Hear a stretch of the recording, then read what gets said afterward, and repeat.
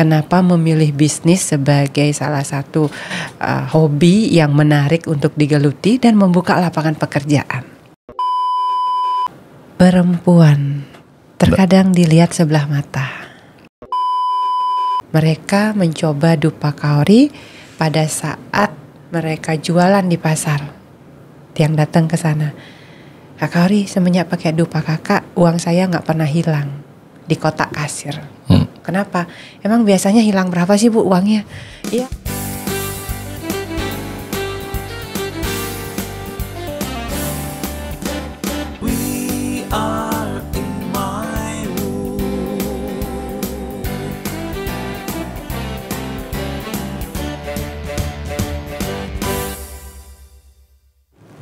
Bicara cerdas, ada solusi. Kehidupan diisi oleh tentunya dua kepribadian atau dua tipe manusia, laki-laki dan perempuan. Untuk saat ini, kadang laki-laki merasa dirinya mendomisi atau maunya banyak. Akan tetapi ternyata banyak perempuan-perempuan hebat yang dilahirkan untuk menjadi kehidupan di bumi ini. Pada kesempatan hari ini kita didatangin oleh salah satu perempuan yang memang aktivitas dan perjalanannya tidak pernah beristirahat, tidak pernah terdiam, dan tidak pernah berhenti. Siapakah beliau? Beliau adalah Kadek Winnie Kaori. Swastiastu, Rahajeng. Swastiastu, Ibu Kaori. Wah, selamat siang Bapak kita. Ibu Kaori, terima kasih. Sementara sehat-sehat. Kehadirannya. Oke, sama-sama. Dan oleh-olehnya. Ini adalah air minum Kaori. Dan ini juga jajan Kaori. Tambah awet muda kalau minum air Kaori. Loh, kok bisa? Iya, sering minum air terutama kita perlu untuk menyeimbangkan. Sering makan, sering minum. Terkadang kalau kita kurang minum, biasa penyakit tuh banyak datangnya kan.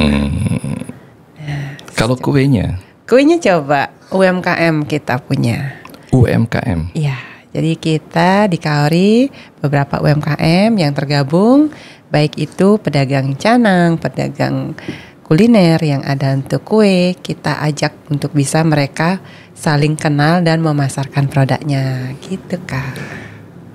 Ibu Kaori ini tidak perlu kita perkenalkan lagi, semua orang di Bali sudah tahu siapa Kaori. Belum, masih sahabat-sahabat kita semua. Hari ini kita mau belajar Bu Kaori. Mudah-mudahan ada yang bisa kita bagikan kepada khususnya kaum perempuan. Dengan senang hati sharing-sharing. Dan masih belajar juga kita. Masih belajar juga. Iya. Kalau Kaori, saya manggilnya Kaori karena umur saya jauh lebih senior saya itu.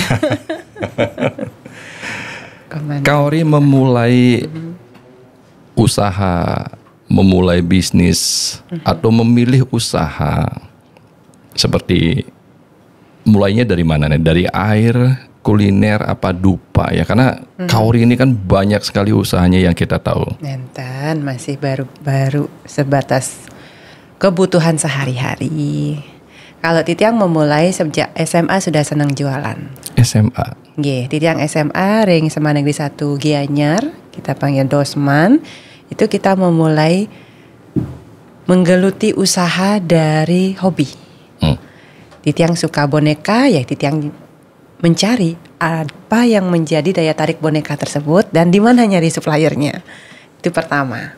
Karena apa? Pada saat Valentine kita SMA kan lagi seneng ngumpul-ngumpulin souvenir, Bli. Nah di situ di Gianyar belum banyak orang jualan boneka, souvenir. Mereka masih nyari ke Denpasar. Nah Kaori dari Ubud, kuliahnya sekolahnya masih di SMA Gianyar. Di situ memulai, kenapa tidak kita belajar jualan yuk. Kita juga modalnya kita bisa ukur tidak terlalu besar, tidak terlalu kecil, tetapi bisa muter dulu. Nah di situ Titi yang tertarik kenapa boneka itu menjadi salah satu hobi wanita. Mendapat boneka siapa yang nggak seneng ya? Dan pada saat Valentine mencari hadiah masih bingung. Nah kebetulan di muka rumah ada tempat kecil 3x4. Di situ Titi yang buka usaha, dikasih modal sama orang tua. Dan mulai anak-anak kecil senang banget datang. Jam 7 pagi sudah dapat jualan 200.000. Dapat jualan. SMA. Kelas berapa kali? Kelas 2, kelas 3 SMA. Dan di situ mulai, oh ternyata mencari uang tidak susah ya kalau kita mau. Dan tidak gengsi ya untuk jualan. Nah di situ baru mulai kita mengembangkan selain boneka ada souvenir, ada aksesoris. Dan masih murah-murah banget beli. Kita cari barangnya Denpasar, jualnya di Ubud, dan di situ mereka daya belinya tinggi. Mereka melihat kok murah, mau dek ngadep, mau dek. Yang namanya Tuku Cinta. Nah di situ omset yang Tiang dapetin sehari 500 sampai 1 juta, wow banget bagi Tiang. Seorang SMA kita mau jualan, perkiraan Tiang dapat 100.000 dah syukur. Niki jualan karet unyil yang seperti Nika jadi daya tarik orang belanja 500.000 perak Nika. Jadi motivasi kita, oh nanti jualan apa lagi ya? Oh nanti profitnya berapa persen ya? Nah dari 1 barang, 2 barang, 3 barang ternyata, oh ini ya nikmatnya jadi pembisnis. Dan barangnya itu dibutuhkan. Iya, Nika yang jadi salah satu penyemangat Titiang kenapa memilih bisnis sebagai salah satu hobi yang menarik untuk digeluti dan membuka lapangan pekerjaan. Bisnis sebagai hobi, bukan sebagai mata pencarian. Di awal pertama kita mau mulai, ternyata hobi bisnis itu mendatangkan hasil. Dan hasil itu bukan hanya kepuasan batin, tetapi kita bisa, oh ternyata kita bisa gali skill di sini. Skill apa? Manajemen waktu, manajemen keuangan, manajemen produksi. Dari skill usaha kita yang pertama, bisnis yang memulai dengan modal 500.000. Enten. Kalau Kak Ori sendiri, penentu atas pemilihan jenis bisnis itu pertimbangannya apa? Kalau Titiang dari lihat kacamata, oh untuk siapa nih saya akan buat bisnis. Saya buka usaha dari pertama sampai sekarang itu kita lihat apa manfaatnya. Kalau bisnis itu bermanfaat bagi banyak orang, padat karya, why not? Kita besarkan yuk. Biar nanti kita bisa membuka lapangan pekerjaan bagi saudara, sahabat-sahabat, masyarakat yang membutuhkan pekerjaan tanpa harus mereka, Kak Kauri saya nggak tamat sarjana, dan sing megai dike. Gitu. Kenapa tidak? Asal you jujur aja, you mau kerja keras. You mau memang memiliki tekad untuk berjuang bersama. Tidak harus pendidikan tinggi waktu Tiang buka usaha perdana, tapi hanya ayo jujur kerja. Nanti untuk belajar komputer, belajar medsos, kita sama-sama belajar. Kenten. Wow, tujuannya pertama mulia. Untuk membuka lapangan pekerjaan yang memang dibutuhkan oleh masyarakat. Iya. Kalau saat ini Kori jenis usahanya apa aja? Titiang mulai usaha 2010 untuk industri ke dupa pertama. Dupa Kori? Iya. Dari dupa kita mulai belajar dari 0 km beli. Nggak tahu Titiang gimana caranya buat dupa waktu itu. Nggak tahu mesin dupa kayak apa. Bahan dupa di Jemeli nggak tahu. Tapi punya tekad. Kenapa dupa yang kita pakai itu datangnya dari luar negeri ya? Banyak dari India, dari Cina, dari Malaysia, banyak dupa yang kita pakai sekarang datang banyak dari luar negeri ya. Berkontainer datang. Itu tiap hari datangnya 1 kontainer 20 feet dan itu isinya dupa merek luar negeri. Wow, ini baru tahu juga nih. Nah, di situ dia melihat dupa dibutuhkan 80% warga Hindu. Dari jumlah penduduk 4,5 juta, 4 juta orang menggunakan dupa di Bali. Belum hari raya Galungan, Kuningan, belum hari raya Odalan besar, belum hari raya yang memang membutuhkan lebih banyak dupa. Ini baru kesehariannya. Nah di situ tidak melihat kita pemakai dupa terbesar, tapi kita masih tergantung sama orang. Kenapa tidak orang pengguna dupa yang kita pakai sehari-hari ini pelajari di situ yuk. Belajar buat dupa yang memang dupa yang sehat untuk bisa dipakai sehari-hari. Emang ada dupa yang tidak sehat? Ada beli. Dupa yang sehat kalau kita hirup aromanya nggak bikin sakit kepala. Kalau asap itu kan tidak sehat. Iya. Aroma yang dihasilkan dari campuran bahan kimia, asapnya itu yang berbahaya. Setiap hari kita hirup, setiap saat ada di dalam ruangan, niki yang kita produksi 1,5 ton per hari. 1,5 ton per hari. Oke, sengkara dari 1 kilo dulu, 2 kilo, 10 kilo. Mungkin kebutuhan dupa yang sehat kita lihat dari pemilihan bahan bakunya yang alami. Kalau Titiang bilang belajar dupa itu asik, ya asik. Dari 1 batang, 2 batang, 3 kilo, 10 kilo. Setiap kita produksi sold out. Setiap kita produksi, Kak Kaori cepetin dong bikin produksinya. Nah di situ belajar handmade tidak bisa cepat, apalagi kita tergantung dengan sinar matahari ya Abdi. Pemanasan, pengeringan kita pakai sinar matahari. Astungkara di Ubud, tempat yang kita pakai untuk jemur dupa, setiap hari cuacanya mendukung. Jadi yang best sellernya ada dupa Pasupati seperti niki. Awal cikal bakal munculnya dupa Pasupati dari pengalaman Titiang. Kenten. Gimana itu pengalamannya?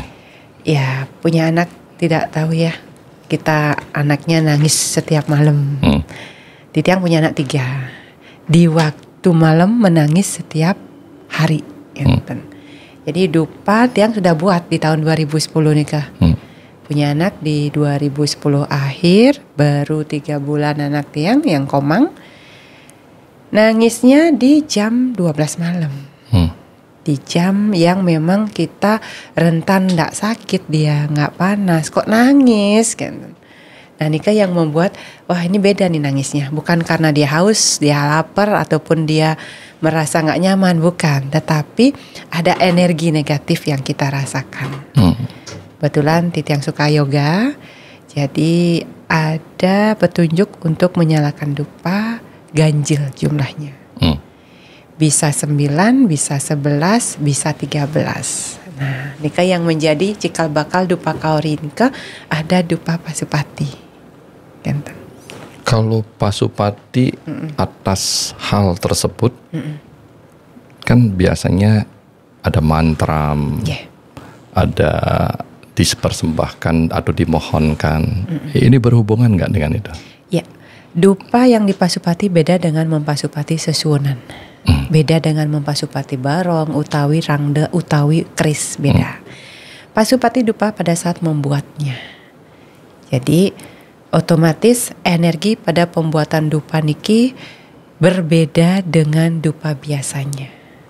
Kalau kita memakai cahaya alam untuk mempasupati dupa, bukan kekuatan manusia, tapi kekuatan alam yang memberikan energi pada produk atau barang yang kita mohonkan.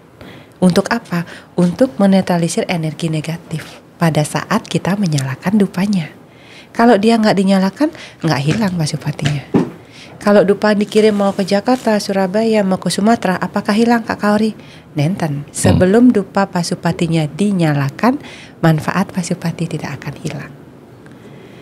Nah, di sini masyarakat yang mencoba, yang berbicara. Mereka mencoba dupa Kaori pada saat mereka jualan di pasar. Tiang datang ke sana. Kak Kaori, semenjak pakai dupa kakak, uang saya nggak pernah hilang di kotak kasir. Kenapa? Emang biasanya hilang berapa sih Bu uangnya? Ya habis jualan sayur kadang-kadang hilang 50, kadang-kadang hilang 100. Padahal benah kayaknya nyusuk kan. Nah semenjak pakai dupa Kaori, ya ibu yang yakin, ibu yang percaya, lanjutkan.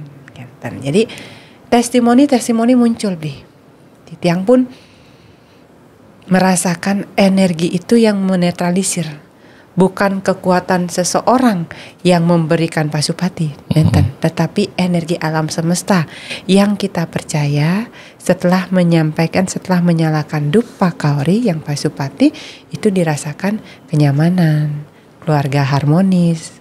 Kadang-kadang di tengah keluarga nih ndak cocok dengan mertua, ipar, kadang-kadang anak yang memang kita nggak bisa bicarakan dengan kata-kata, tapi ambil dupa 3 atau 5 kita tancapkan di rumah yang menetralisir energi dupa tersebut. Wow. Jadi yang pasupati adalah kita mohon izin pakai lambang beliau, Dewa tertinggi, Dewa Siwa. Jadi setiap saset yang kita pakai untuk pasupati kita kasih benang dan ada kemasan tridatunya kalau kemasan boxnya. Dan di sini jangan dibuang, kita tidak isi. Untuk produk yang ada gambar kita tidak boleh dibuang. Jadi kita kumpulkan kembali dan kita tukarkan dengan hadiah seperti neka. Jadi yang kita harapkan sampai sekarang masyarakat keyakinan atas manfaat tersebut. Jadi berbicara dengan testimoni, berbicara dengan apa yang mereka rasakan, dan berbicara dengan bukti yang nyata. Nikah yang Titiang lakukan. Dari usaha dupa yang memang dikerjakan dengan cinta kasih. Kalau ada tim yang bawa marah dari rumah, mereka merasa gabut kan, kalau anak-anak muda sekarang, tim Titiang ada yang muda, ada yang tua, ada yang senior, mereka meditasi dulu, rilekskan. Jangan sampai energi negatif di rumah you bawa ke dalam kantor, ke pabrik, lepaskan dulu, baru ambil pekerjaan untuk produksi dupa. Jadi pada saat mereka mau memulai kerja, mau memulai untuk beraktivitas, bersihkan bebannya dulu. Jangan sampai itu mengena ke produk yang kita buat. Jadi bertahap dari dupa 2010 sampai sekarang 14 tahun. Dari proses pembuatan itu sudah dimulai dengan pemilihan bahan baku. Pemilihan bahan baku, cinta kasih, tidak boleh pada waktu perasaan dan pikiran lagi kalut. Jadi itu proses pasupati yang sudah dilakukan. Dari awal. Bagi Kaori, spiritualitas dan dunia bisnis itu hubungannya apa ya? Harus seimbang. Harus seimbang. Iya. Kita nggak boleh sombong kalau kita sudah tahu jati diri kita. Ego kita akan naik karena kita nggak sadar siapa diri kita. Merasa diri hebat, merasa diri pinter, itu apa? Karena rasa emosi yang mendominan, rasa angkuh yang mendominan, rasa serakah yang mendominan.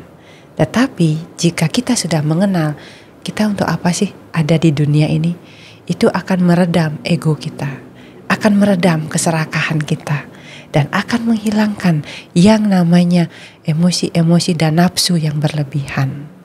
Dan baru dia dalam dunia bisnis ilmu itu digunakan. Berarti spiritual itu mengontrol atas sadripu ya, yang disampaikan tadi ya. Iya. Yang berlebihan. Musuh kita.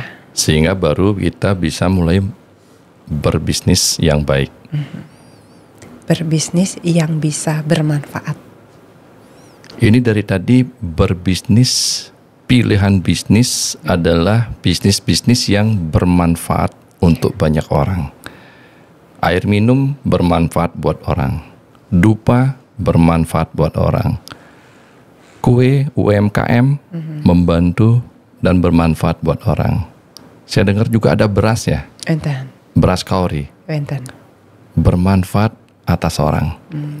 Pemilihan bisnis yang kita lihat atas Kaori adalah pemilihan bisnis yang memang kebutuhan pokok banyak orang. Seperti itu ya, Kaori. Yeah. Kenapa, Kaori? Titiang senang lihat orang yang bahagia. Tiang senang lihat orang bersyukur. Tiang paling gak suka lihat orang mengeluh. Itu udah langsung tamparan. You mengeluh, you menyerap energi negatif. Kita ngomongin sendiri, saya capek, saya gak punya uang, saya merasa tidak bermanfaat, itu mengeluh. Yang memang you menarik sendiri energi negatifnya. Nah sekarang ngapain kita meditasi kalau you mengeluh? Ngapain kita berbuat menolong orang kalau kita dari kita sendiri yang mengeluh? Nah kebiasaan itu yang kita mulai hilangkan. Boleh mengeluh, tetapi jangan dalam kondisi orang lain diterlibatkan.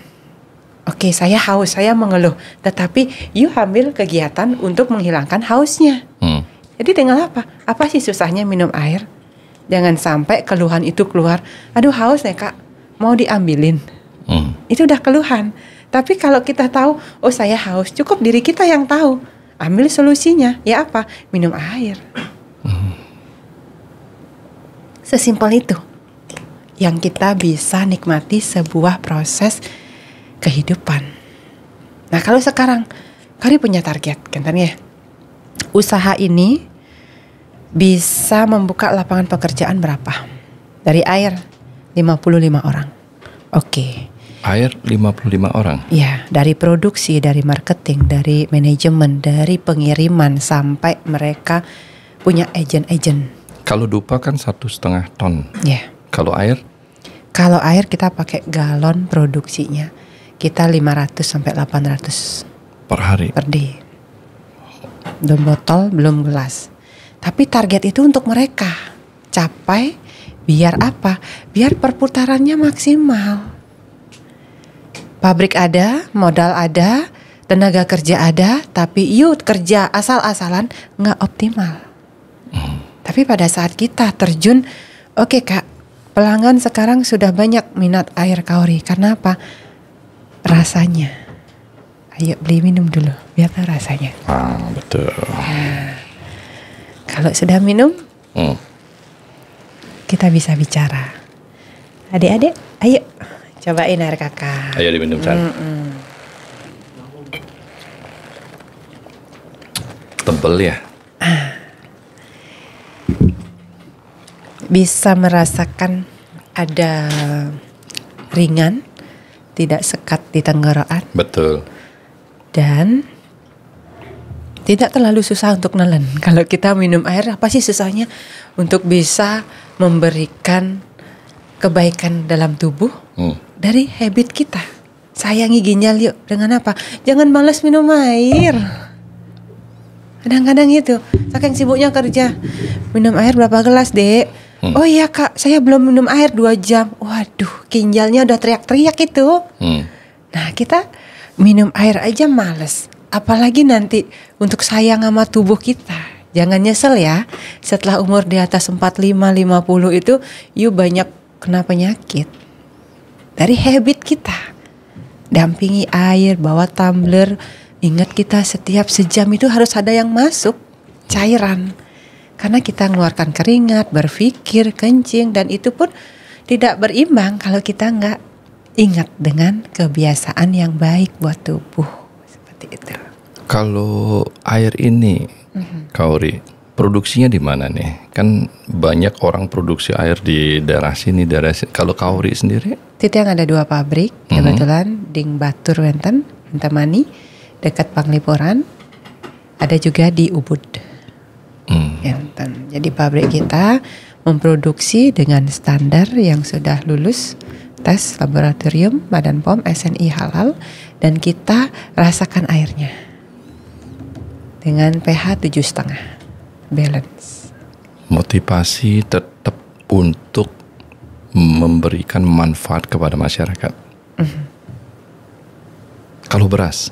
Iya, berbicara beras memang klasik ini. Titi yang pernah survei beli. Peka hasil panennya Sira yang beli, kan? Iki di salah satu subak. Benten tukang ijon, nah ampun bayar malu, kan? Belum panen dah dibayar duluan. Sekarang panen nggak dapat duit dong peka.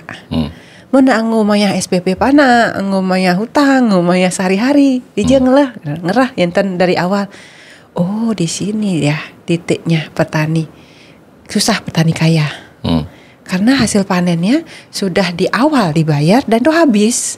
Setelah panen zong. Dan mereka mau beli bibit lagi, kasbon lagi. Enten. Pada saat mereka panen, kita datang. Bisa dibeli nggak? 1 hektar dapat 7 ton kurang lebih. Gabah petani Bali. Yang kita lihat hasil panennya lumayan bagus. Dari biji padinya berisi. Sampun ada yang order ini Bu. Enten. Jadi kita beli gabah itu nggak dapat beli. Kalau kita nggak dari awal-awal siapkan. Sebentar, ini menarik nih. Petani sebelum dia panen sudah ada yang order. Sudah dibayar duluan. Berarti distribusi pasar atas gabah ini tidak susah. Distribusi gabah sudah ada yang ngambil. Pada saat orang yang bayar lebih dulu, pengijon. Pengijon niki. Pada saat dia punya lebih hasil panen, baru kita dapat. Pemasaran atas beras di Bali tidak susah. Kalau ada gabahnya tentu susah. Gabahnya niki yang susah. Karena udah diambil oleh orang lain, ladukan. Menurut Kauri nih, maaf nih ngomongin yang lain dikit. Ini menurut Kauri, kenapa petani beras di Bali tidak ada yang kaya ya? Kalau saya lihat ya, petani. Nggak maksimal. Hasil sama perputaran uangnya nggak maksimal. Petani berapa hektar sih makin ngelola? Paling ya 50 are. 50 are setengah hektar paling hasilnya 3,5 ton beli. Itu udah aget. Nah pada saat hasilnya petani punya lahan tidak banyak, pengeluaran dia kan cukup tinggi. Traktor dia cukup bayar biayanya, belum lagi beli bibit, belum lagi pupuknya, belum gagal panennya, belum lagi ada hamanya, belum air nggak ada.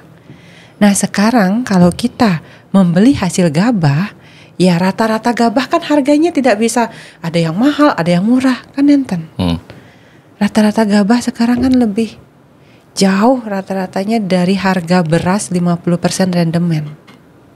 Misalnya mungkin harga beras per kilo 13.200. Harga gabah paling mahal dah 6.000. Artinya 50% dari hasil gabah baru jadi beras. Rendemen 50% itulah yang nanti dipakai HPP. Harga pokok produksi.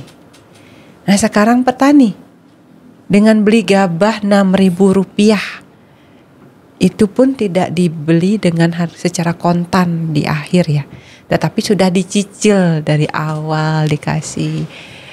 Panen habis tuh nikah uangnya. Nah ini menarik karena pidato Bapak Presiden kemarin yang saya dengar, Indonesia akan siap swasembada pangan 5 tahun lagi.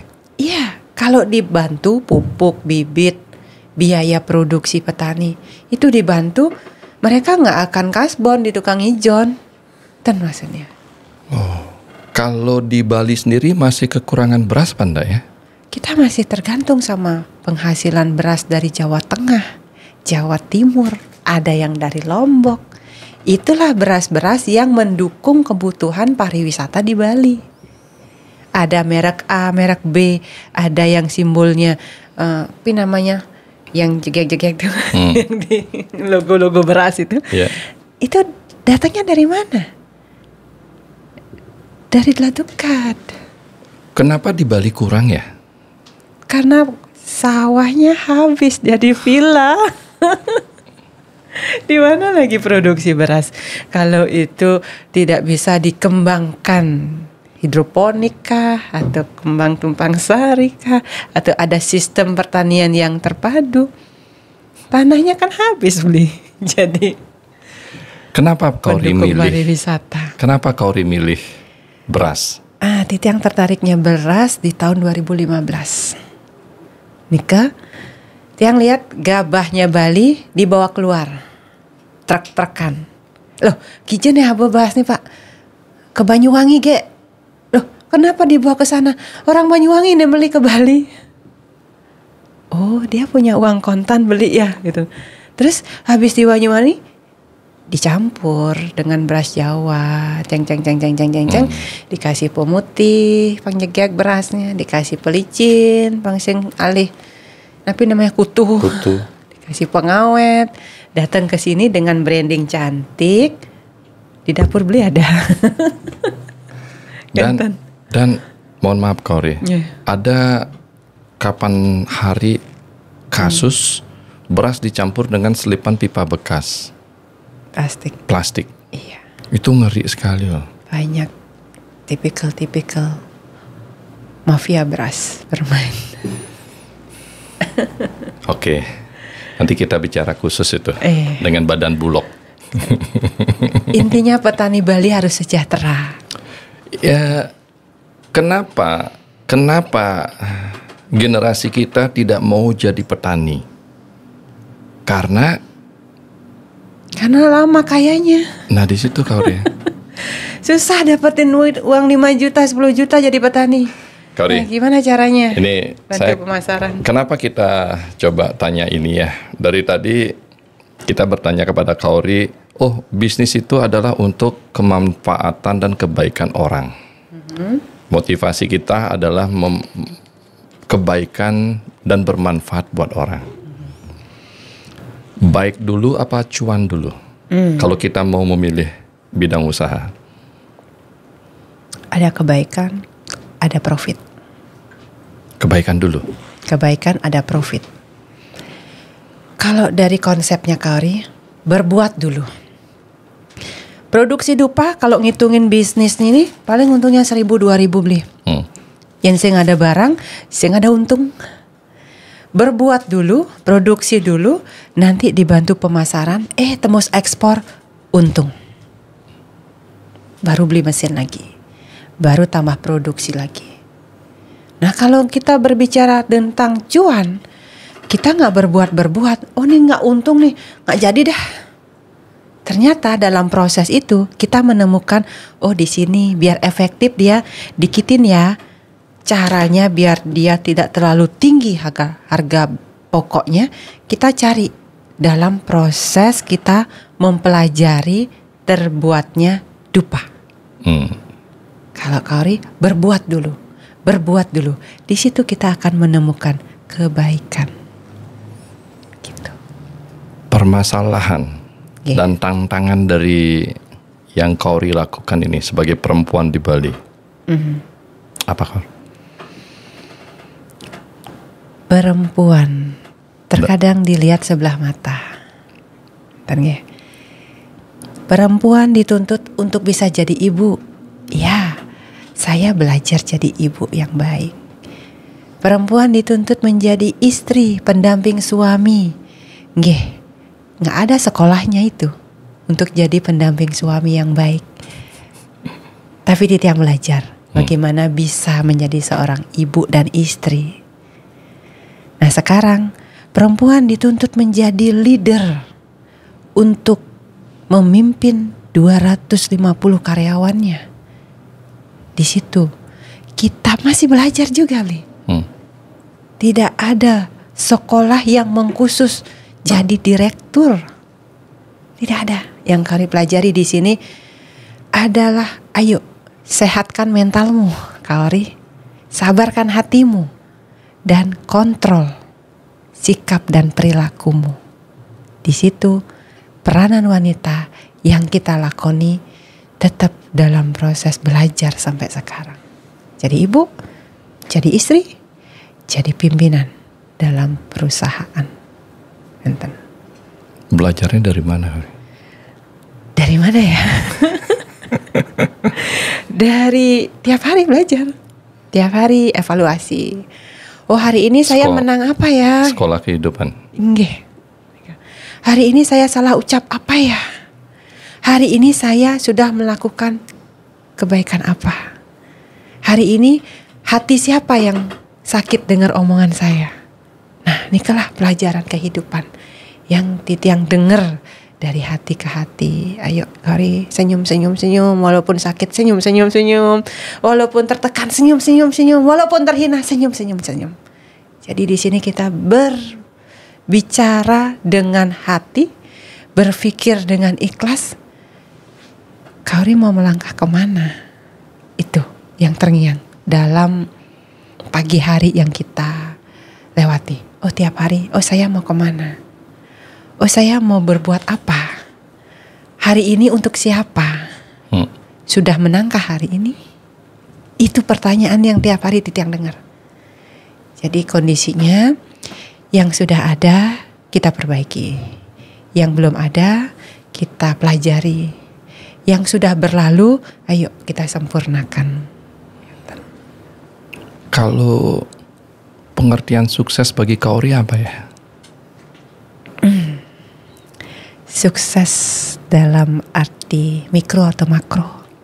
Mikro dan makro. Oke.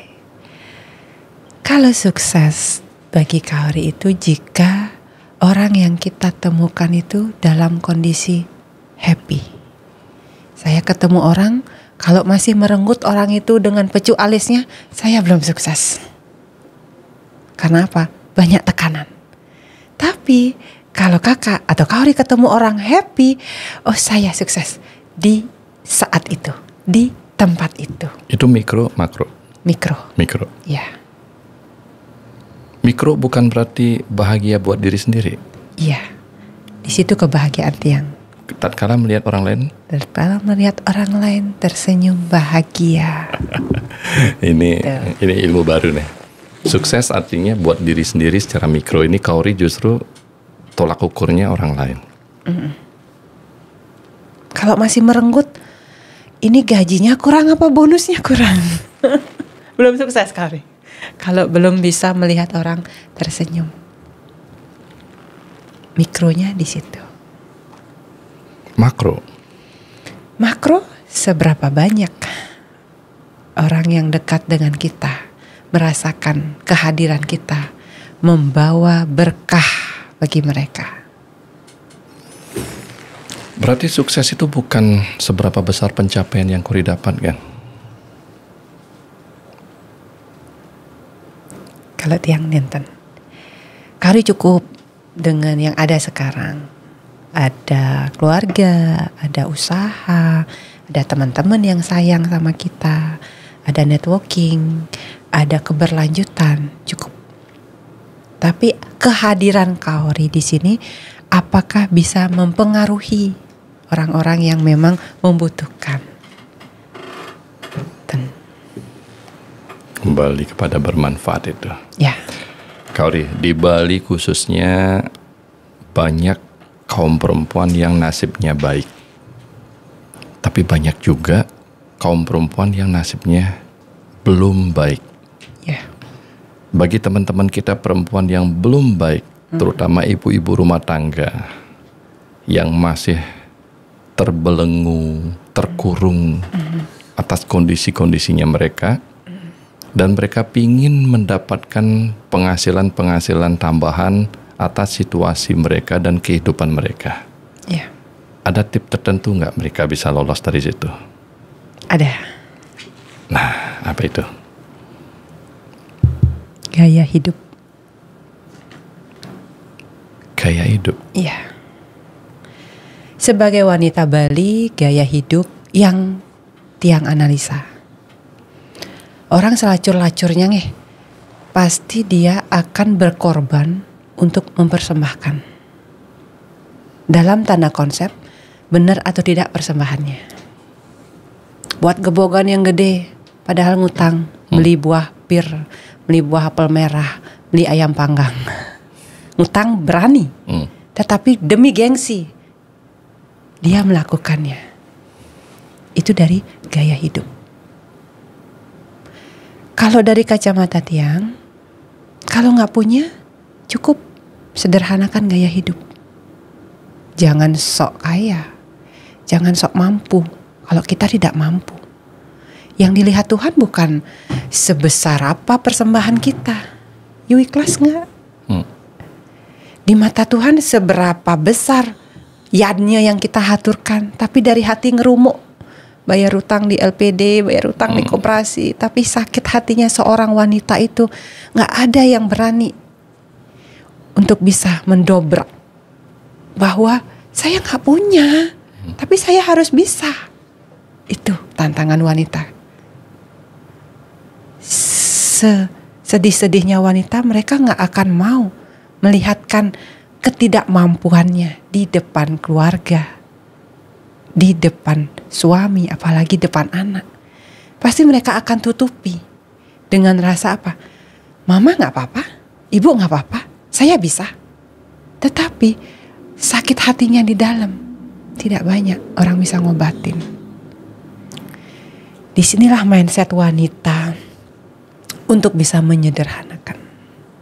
Oke, kita punya keinginan untuk bisa membahagiakan banyak orang. Tetapi ukur kemampuan kita. Mampu gak kita berbuat seperti itu? Sampai kapan sutradara ini akan kita lakoni di panggung yang memang wayang-wayangnya kita tahu. Nah, kalau dari Kaori sendiri, kalau gak mampu ya sudah, semampunya aja. Jangan bergaya hidup mewah. Jangan ikut-ikutan tetangga. Jangan ngerasa diri kita berlebih padahal kita masih kekurangan. Itu. Kalau dari gaya hidup seperti itu. Kalau kita ingin hidup dengan sederhana, enggak pamer. Enggak harus dilihat orang. Enggak harus dinilai bahwa kita itu wah, enggak.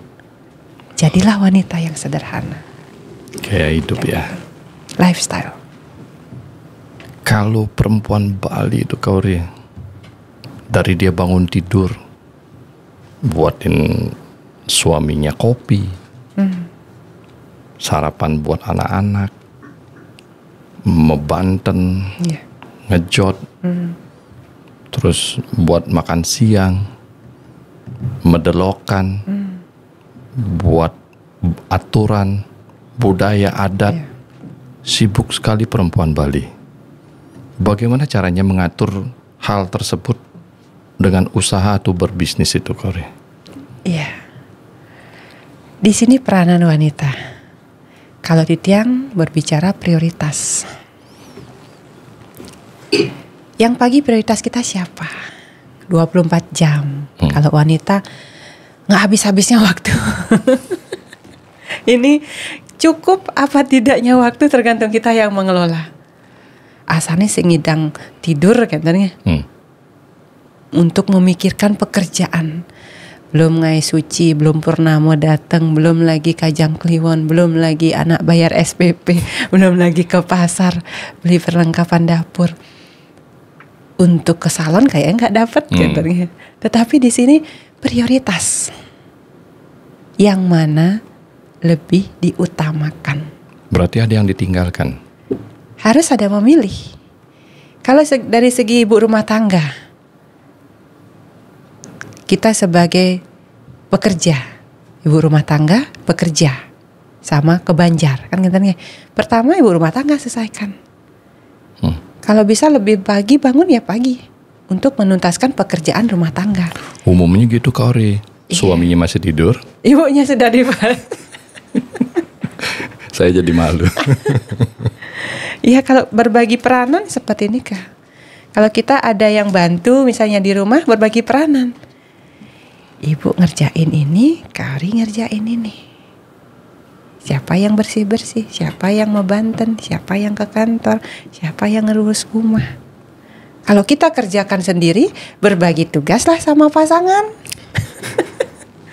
Jangan harap kerjaan rumah itu hanya pekerjaan ibu saja.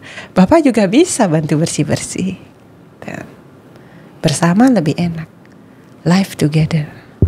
Kadang-kadang Kaori, perempuan yang berbisnis seperti Kaori ini, perempuan Bali yang berkarir di luaran sana, kehidupan rumah tangganya terancam Kaori. Kadang-kadang. Setuju nggak akan paradigma itu? Nggak setuju? Nggak. Karena apa? Kita berbisnis, kita yang ngatur waktu, bukan waktu yang ngatur kita. Sama halnya, oh kakak ke kantor jam berapa? Selesai urusan kakak di rumah, kakak ke kantor.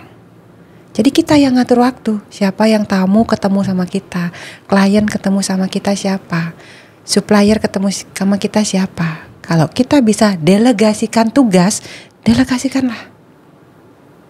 Kalau kita punya prioritas, saya prioritas keluarga, selesai di rumah, baru saya ke kantor. Di situ nikmatnya bisnis. Tapi kalau kita masih diatur oleh waktu, ya harus pinter-pinter berkomunikasi dengan keluarga. Nah, mama besok ke kantor pagi ya, jadi kamu kerjakan sendiri tugas rumah. Jadi apa? Komunikasi dengan anggota keluarga. Pa, besok mama ada acara meeting ya pagi. Komunikasi, ini makanan sudah siap. Kalau nggak ada makanan beli dulu ya Pa. Jadi apa? Komunikasi di situ.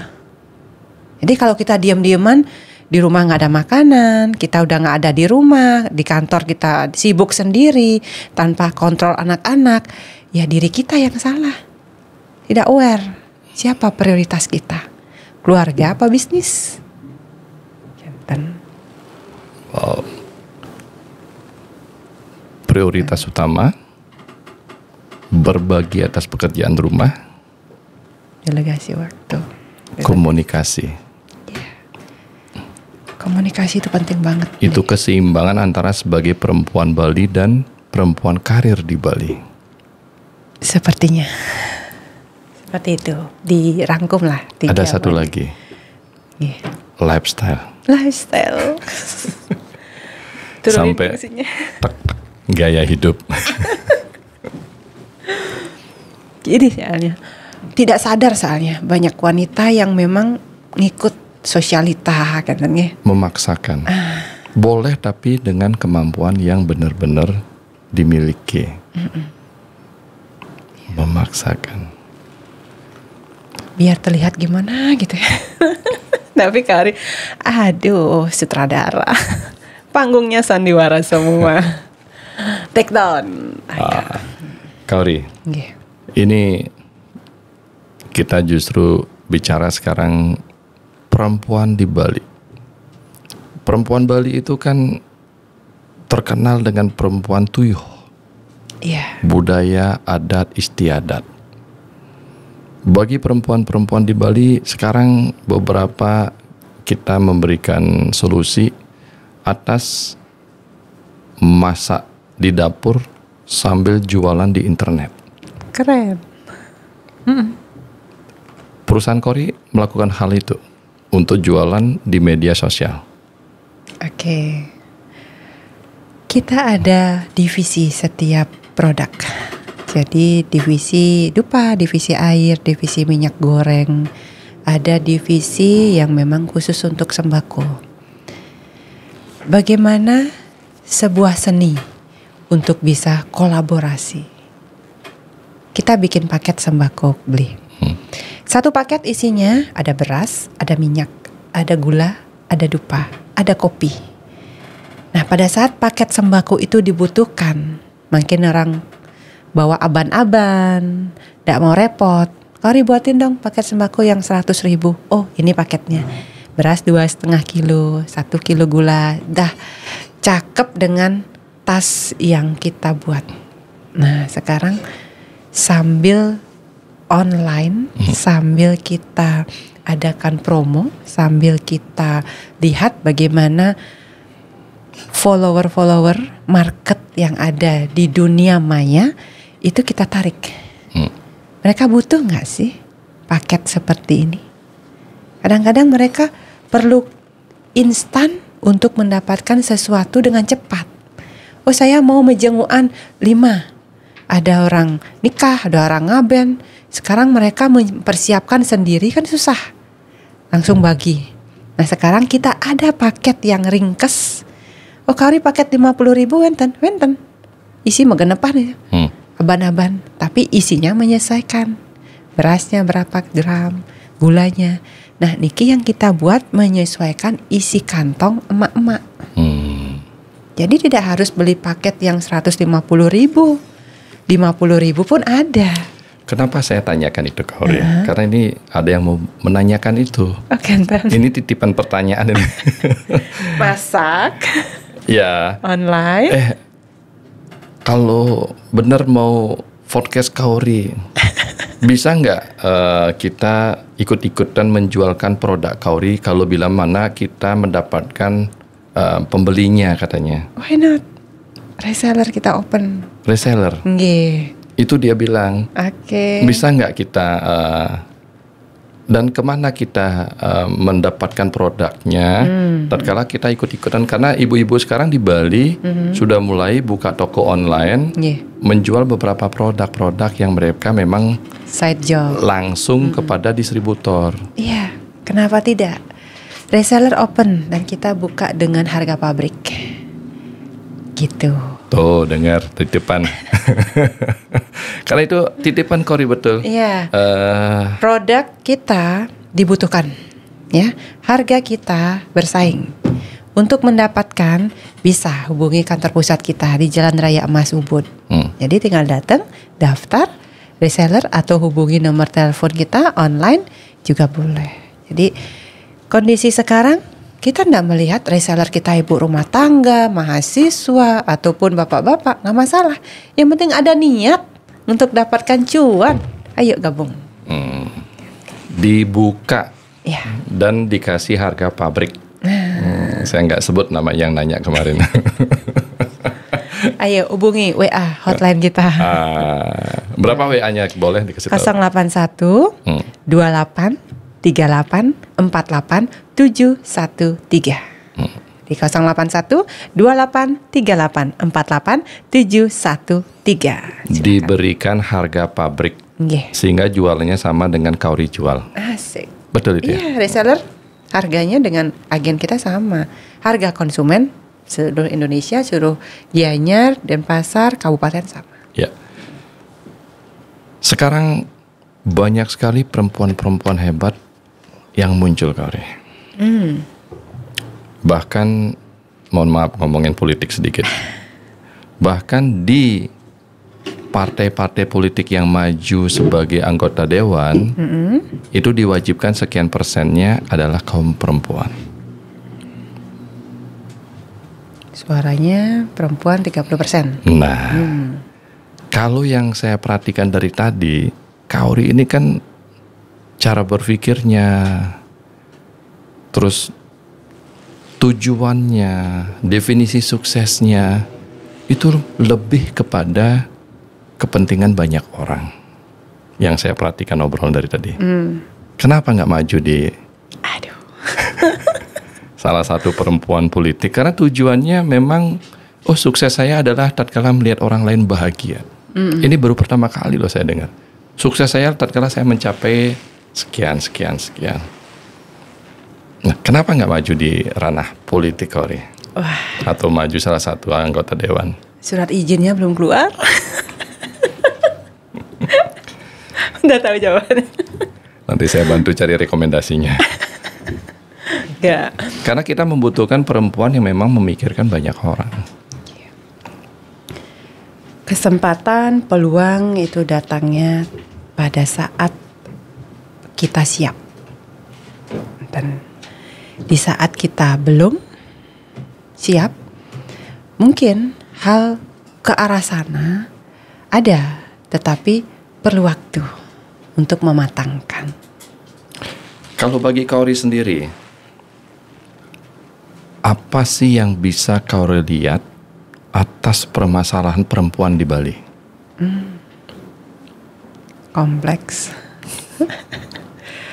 Umur semakin hari meningkat. Terus kemampuan menurun kalau dilihat dari ini ya. Skill dari teknologi yang berkembang. Nah, kemampuan wanita Bali untuk bisa melihat skill itu kurang. Kemampuan wanita Bali untuk melihat skill itu kurang. Iya. Contoh. Orang kalau dilatih public speaking mungkin terbiasa berbicara depan umum, Bli. Tapi perempuan Bali banyak yang ngomong, ragu, dan malu untuk berbicara depan umum.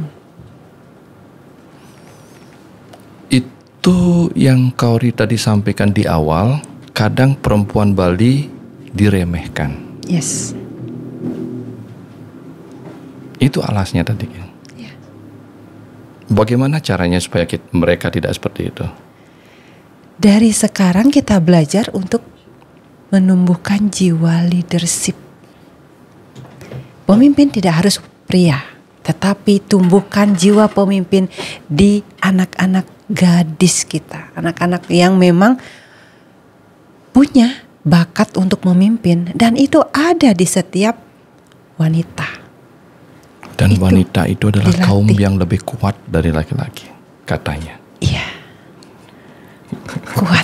Kuat dalam arti menahan rasa. Ya di situ kelebihan yang diberikan Tuhan, sama kayak pisau ya. Pisaunya bagus, tapi kalau nggak diasah nggak akan tajam. Sekarang ngasahnya ini, dilatih nggak perempuannya untuk belajar bicara? Dilatih nggak dia untuk mindsetnya berkembang? Tapi modal perempuan udah punya. Kesabaran, kontrol emosi. Dia bisa melakukan dengan hati. Beda dengan kaum maskulin. Feminimnya seorang perempuan tinggal diasah. Belajar yuk public speaking. Belajar berkomunikasi dengan banyak orang. Tidak minder. Tidak merasa dikucilkan. Tidak merasa diremehkan. Tetapi perempuan Bali setara dengan kaum laki-laki. Dari segi apa? Mereka punya kepentingan yang sama, posisi yang sama. Tetapi di saat mereka diremehkan, sakit hatinya perempuan lebih dalam. Lebih lama pulihnya. Di situ letak kelemahan. Siapa yang meremehkan? Nah, rasa. Di situ Kak. Dan apa harapan dari Kauri atas perempuan-perempuan di Bali? Oke. Kalau Titiang bicara harapan, tentu ini menjadi sebuah mimpi nanti. Perempuan Bali jangan takut untuk bisa mengungkapkan apa yang menjadi kebenaran. Di skup rumah tangga terkecil pun, seorang perempuan berusaha menutupi apa yang menjadi aib, apa yang menjadi kekurangan, apa yang menjadi kelemahan. Tapi perempuan Bali diharapkan mampu untuk bisa berkomunikasi yang baik. Tidak berbicara kasar, tidak berbicara yang menyakitkan. Karena apa? Anak yang generasi penerus munculnya dari karakter siapa? Karakter dan ilmu pengetahuan dari siapa? Dari orang tuanya. Kalau kita jarang berkomunikasi, jarang sentuh dengan cinta kasih untuk generasi anak-anak, akan muncul itu anak-anak yang karakternya liar. Nah, generasi kita bagaimana bisa bagus? Kalau dari skup rumah tangga, perempuan jarang bicara untuk anak-anaknya. Nah, pangwo mulo keto nih. Nah, bapak nih maksudnya kasih pelajaran dari bapaknya aja. Bukan. Ibu memiliki peranan penting. Menteri Keuangan iya, Menteri Pendidikannya iya, Menteri Kesehatannya iya. Jadi peranan ibu, ayo pakai peranan kita. Kasih tutur anak-anak. Jarang. Perempuan untuk memberikan anak-anaknya kata-kata yang memang ingin dia dapatkan. Memuji anak misalnya. Jarang perempuan Bali. Tapi kalau kita lihat kesalahan anak pasti dimarahin. Niki, bahasa mengkomunikasikan karakter anak dengan kehidupan sehari-hari dari mulutnya wanita. Begitu banyaknya jabatan menteri lagi hit nih yang diemban oleh perempuan dalam rumah tangga. Tentu ada pembatasan dan tentu ada pelarangan dari Bapak Presiden. Ya, rule-nya ada. Ada nasihat nggak buat bapak-bapak presiden ini? Bapak-bapak, kepala rumah tangga yang kami hormati, tentu menjadi bagian dari keluarga. Yang dibutuhkan wanita itu sebenarnya simpel banget. Apa itu? Perhatian. Iya. Aduh, kalau kita di rumah diperhatikan, jangan aja pegang handphone aja ya. Liatin dikit istrinya. Itu udah senang banget. Perhatian, kasih sayang, dan yang di sini apa yang dimaksud pengertian itu luas. Istri maunya apa? Oh, maunya ditemenin. Ayo kasih waktu istri sama me time-nya. Pengertian suami akan kebutuhan istri. Nah, kadang acuh tak acuhnya di situ. Merasa, oh saya sudah memberikan segalanya pada istri. Belum tentu istri nerima loh. Orang fisiknya nggak ada di rumah. Apa yang diberikan? Perhatian gimana caranya? Ya, sesekali kasih surprise istrinya. Atau ya yang jadi kesukaan istri apa. Ya untuk ibu-ibu dan para suami ya. Kecil tapi bermakna. Gak apa-apa. Perhatian. Harmoni. Ukuran harmoni bagi Kauri. Keluarga, ibu perempuan sebagai pondasi, bisnis atau karir. Itu dikatakan harmoni apa? Harmoni itu kalau kita di rumah itu happy. Tidak ada piring terbang, tidak ada suara yang naik oktav ke-8. Tidak ada yang cemberut, tidak ada yang sepi. Tetapi ada keceriaan. Harmoni sederhana, happy, ada keceriaan. Satu lagi Kauri. Yeah. Perempuan di Bali sudah menikah keluar, tidak dikasih waris, karena keturunan waris itu adalah Puruse. Terus di nomor 2 kan mungkin oleh pemerintah prioritas adalah laki-laki. Yeah. Ada yang mau disampaikan nggak kepada pemerintah bahwa peran wanita itu tidak mudah? Baik, ibaratnya kita punya 3 anak nih Ki. 2 cowok, 1 cewek. Rasa kasih sayang kita gak mungkin terpecah dengan mendominasi ke cowok aja. Ke cewek juga. Puruse Perdana, Linggam Yoni. Disinilah balancing proses kehidupan terjadi. Kalau dari segi yang namanya warisan, kalau menurut kita punya apa yang mau kita wariskan? Ke kitanya dulu. Kalau kita gak punya apa-apa, nasihat, saran, cinta kasih, itulah warisannya. Gak mungkin kita hanya sayang sama 2 yang cowok aja, yang cewek kita tinggalkan. Pada saat kita sakit, yang cewek loh lebih sayang sama orang tua. Sekarang mereka bagi rata.